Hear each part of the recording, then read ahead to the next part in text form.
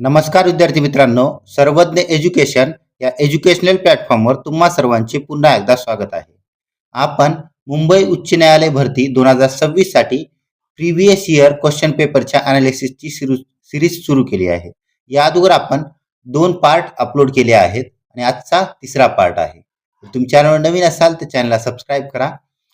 पहिला प्रश्न आहे, झेलम ही खालीलपैकी कोणत्या नदीची उपनदी आहे? तर झेलम ही सिंधू या नदीची उपनदी आहे. ऑप्शन क्रमांक 3 इथं करेक्ट आन्सर आहे. आपण डायग्राम मध्ये पाहू शकता, झेलम ही सिंधूची उपनदी आहे. झेलम सोबतच चिनाब, रावी, ब्यास आणि सतलज या पण सिंधू नदीच्या उपनद्या आहेत. सिंधू नदीचा उगम हा तिब्बत मध्ये होतो. त्यानंतर दुसरा प्रश्न, भारतातील बहावी चळवळीचे संस्थापक कोण होते? तर सय्यद अहमद हे या चळवळीचे संस्थापक होते. ऑप्शन क्रमांक 2 आपलं करेक्ट आन्सर आहे. तिसरा प्रश्न, डिसेंबर 1909 रोजी ब्रिटिश भारतात नाशिकचे जिल्हाधिकारी ऑर्थर जॅक्सन यांची गोळ्या झाडून हत्या करणारे स्वातंत्र्य सैनिक कोण होते? तर ते होते अनंत लक्ष्मण कान्हेरे. ऑप्शन क्रमांक 1 आपलं इथं करेक्ट आन्सर आहे. चौथा प्रश्न, 2024च्या हिवाळ्यात नवी दिल्लीतील फोटोकेमिकल स्मॉगच्या निर्मितीमध्ये खालीलपैकी कोणत्या प्रदूषकांचे मुख्य योगदान होते?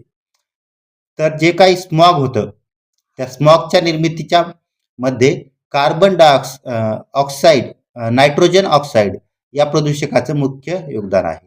ऑप्शन क्रमांक 3 आपलं इथं करेक्ट आन्सर आहे. जम्मू काश्मीर पुनर्रचना अधिनियम 2019च्या परिणामी किती केंद्रशासित प्रदेश निर्माण झाले? तर याद्वारे एकूण 2 केंद्रशासित प्रदेश निर्माण झाले आहेत. एक आहे जम्मू अँड काश्मीर आणि दुसरा आहे लडाख. यामुळेच आता भारतामध्ये एकूण 28 राज्य आणि 8 केंद्रशासित प्रदेश आहेत.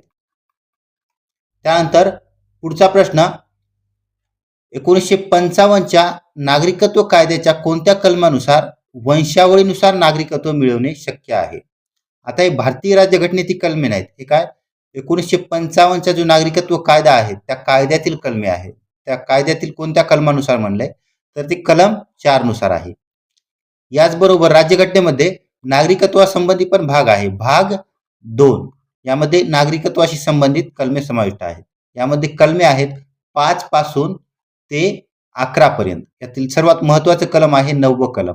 समजा एखाद्या व्यक्तीने भारताचे नागरिकत्व स्वइच्छेने जर सोडले असेल तर तो भारताचा नागरिक राहणार नाही, म्हणजे त्याचे आपोआप भारतीय नागरिकत्व संपुष्टात येते. म्हणजे इथं एकेरी नागरिकत्वाची तरतूद आहे समजा या कलमामध्ये. 7वा प्रश्न, कोणत्या संविधानिक सुधारणा अधिनियमाद्वारे भारतीय संविधानात मूलभूत कर्तव्ये समाविष्ट करण्यात आली? तर 42वा संविधानिक सुधारणा अधिनियम किंवा घटना दुरुस्ती 1976 द्वारे घटनेमध्ये मूलभूत कर्तव्य समाविष्ट करण्यात आली. जी काय मूलभूत कर्तव्य आहेत ती घटनेच्या भाग 4A मध्ये समाविष्ट करण्यात आलेली आहेत. 1976 मध्ये एकूण 10 मूलभूत कर्तव्य समाविष्ट करण्यात आली, पण आता घटनेमध्ये एकूण 11 मूलभूत कर्तव्य आहेत. जी काय एक मूलभूत कर्तव्य आहे 11वं हे 2002 मध्ये समाविष्ट करण्यात आले 86वा घटना दुरुस्ती अधिनियमाद्वारे. आणि हे कर्तव्य कशाशी संबंधित आहेत? 11वं तर ते कर्तव्य आहे 6 ते 14 वर्षापर्यंतच्या बालकांना शिक्षणाची संधी उपलब्ध करून देणे. हे काय पालकाचं कर्तव्य आहे. 8वा प्रश्न, जानेवारी 2025 पर्यंत महाराष्ट्रात स्टुडंट स्टायपेंड योजनेअंतर्गत 12वीची परीक्षा उत्तीर्ण झालेल्या विद्यार्थ्यांना मासिक किती आर्थिक मदत दिली जाते? तर या योजनेद्वारे विद्यार्थ्यांना मासिक 6,000 रुपये एवढी मदत दिली जाते. ऑप्शन क्रमांक 1 आपलं करेक्ट आन्सर आहे. प्रश्न 9वा, 1857चा उठाव महत्वाचा होता कारण त्यामुळे ब्रिटिश राजवटीपासून तत्काळ स्वातंत्र्य मिळाले. हे चुकीचं आहे, नाही मिळाले. ब्रिटिश सैन्याच्या शिपायांपुरते मर्यादित होते, हे पण चुकीचं आहे. संस्थानिकांनी पण उठाव केला होता, ते फक्त उत्तर भारतापुरते मर्यादित होते, हे पण चुकीचं आहे. दक्षिण भारतामध्ये पण काही ठिकाणी उठाव झाला होता. ते ब्रिटिश राजवटी विरुद्धचे पहिले मोठ्या प्रमाणातील बंड होते. तर ऑप्शन क्रमांक 4 ही आपलं करेक्ट आन्सर आहे. खालीलपैकी कोणते राज्य ग्रेट इंडियन प्लेन्सचा भाग नाही. तर आता ग्रेट इंडियन प्लेन्समध्ये पाहू शकता पंजाब आहे, त्यानंतर हरियाणा पण आहे, उत्तर प्रदेश आहे आणि बिहार आहे. पंजाब, उत्तर प्रदेश, बिहार यामध्ये गुजरात येत नाही. गुजरात इकडे खाली आहे. ते ग्रेट इंडियन प्लेन्सचा भाग नाही आहे. ऑप्शन क्रमांक 2 आपलं इथं करेक्ट आन्सर आहे. त्यानंतर 11वा प्रश्न, स्वदेशी चळवळ औपचारिकपणे कधी सुरू झाली? तर ही चळवळ 7 ऑगस्ट 1905 रोजी सुरू झाली. ऑप्शन क्रमांक 1 आपलं इथं करेक्ट आहे. आता 1905 ला काँग्रेसचं अधिवेशन झालं होतं. कुठं तर वाराणसी येथे. वाराणसी उत्तर प्रदेशमध्ये. उत्तर प्रदेश.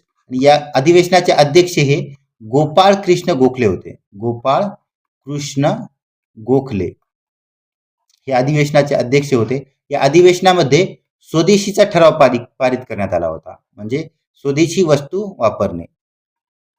हे सर्व महत्वपूर्ण मुद्दे आहेत, लक्षात ठेवायचे आहेत. त्यानंतर 12वा प्रश्न, 1857च्या उठावाला सुरुवात झाल्यानंतर महाराष्ट्रातील खानदेश प्रदेशात भिल्ल समाजाने सिंधवा घाट तिजोरीची लूट कधी केली? सिंधवा घाट येथील तिजोरी लुटली. ती कधी लुटली? तर नोव्हेंबर 1857 रोजी. ऑप्शन क्रमांक 2 आपलं इथं करेक्ट आन्सर आहे.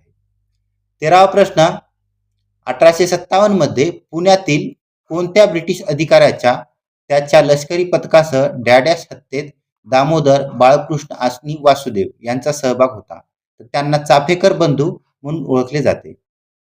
तर चाफेकर बंधूंनी रॅडची हत्या केली होती. ऑप्शन क्रमांक 2 करेक्ट आहे. रॅड कोण होता? तर रॅड हा प्लेगचा कमिशनर होता. Plague commissioner.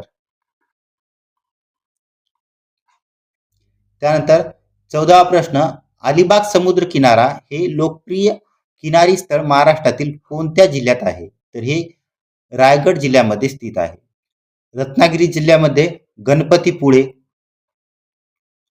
हे समुद्र किनारी स्थळ आहे. त्यानंतर सिंधुदुर्गमध्ये मालवण, वेंगुर्ला. 15वा प्रश्न, 2019 ते 2023 दरम्यान राबवण्यात आलेल्या कोणत्या आर्थिक धोरणाने महाराष्ट्रात परकीय गुंतवणूक आकर्षित करण्यात महत्वाची भूमिका बजावली? तर ते धोरण होतं मॅग्नेटिक महाराष्ट्र 2.0. ऑप्शन क्रमांक 4 आपलं इथं करेक्ट आन्सर आहे. महाराष्ट्रातील सर्वात मोठ्या कोळसा क्षेत्रापैकी एक असलेले वर्धा व्हॅली कोळसा क्षेत्र राज्यातील खालीलपैकी कोणत्या जिल्ह्यात पसरलेले आहे? तर हे चंद्रपूर व यवतमाळ या जिल्ह्यांमध्ये पसरलेले आहे. सियाचीन हिमनदी भारतातील कोणत्या राज्यात स्थित आहे? सियाचीन ही हिमनदी जम्मू काश्मीर या राज्यामध्ये स्थित आहे. ऑप्शन क्रमांक ए आपलं करेक्ट आन्सर आहे. निरोगी माणसाच्या शरीराचे तापमान किती असते? तर ते तापमान असते 37 डिग्री सेल्सिअस. ऑप्शन क्रमांक बी आपलं करेक्ट आन्सर आहे. पोलिओ रोग शरीराच्या कोणत्या भागास इजा करतो? तर हा रोग शरीराच्या मज्जासंस्था या भागास इजा करतो. ऑप्शन क्रमांक सी आपलं करेक्ट आन्सर आहे. 20वा प्रश्न, कोणत्या परजीवी जीवाणूमुळे हिवताप किंवा मलेरिया होतो? तर प्लाझ्मोडियम या जीवाणूमुळे हिवताप किंवा मलेरिया होतो. ऑप्शन क्रमांक बी आपलं करेक्ट आन्सर आहे. या सेशनच्या PDF साठी सर्वज्ञ एज्युकेशन या टेलिग्राम चॅनलला जॉईन करा. लिंक तुम्हाला डिस्क्रिप्शन बॉक्समध्ये दिली जाईल. व्हिडिओला लाईक करा आणि अशाच प्रकारचे नवीन व्हिडिओ पाहण्यासाठी चॅनलला सबस्क्राईब करा.